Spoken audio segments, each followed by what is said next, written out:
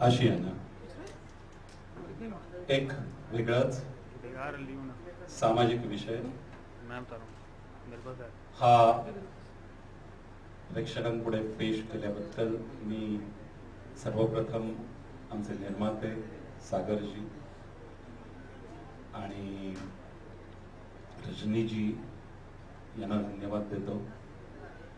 ही कथा ज्यांच्या डोक्यात घोळत होती आणि ती त्यांनी उत्कृष्टपणे पेश केली असे आमचे दिग्दर्शक अजितजी यांनाही धन्यवाद देतो. आणि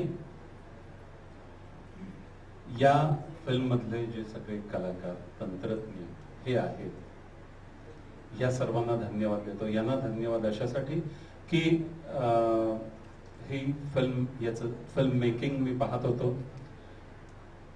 मी काही चित्रपटांमध्ये कामं केलेली आहेत फार नसली तरी, आणि तिथे जे एक प्रकारचं प्रोफेशनल किंवा व्यावसायिक वातावरण असतं तसं आमच्या सेटवर कधीही नव्हतं.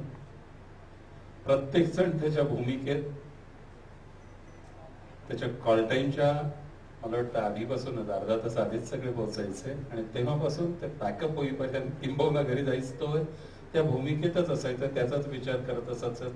त्या एका धुंदीत सगळेजण वावरत होते. प्रत्येक जण आपलं काम हे अतिशय चोखपणे आणि एका वेगळ्या भारावलेल्या अवस्थेत करत होतो. त्यामुळे त्याचा निश्चितच परिणाम या चित्रपटावर होईल आणि एक अत्यंत सुंदर कलाकृती आपल्याला पाहायला मिळेल. विशेष करून मी आभार मानेन आमच्या निर्मात्यांचे, सागरजी आणि रजनीताईंचे, कारण मी आत्तापर्यंत काही निर्माते पाहिलेले आहेत.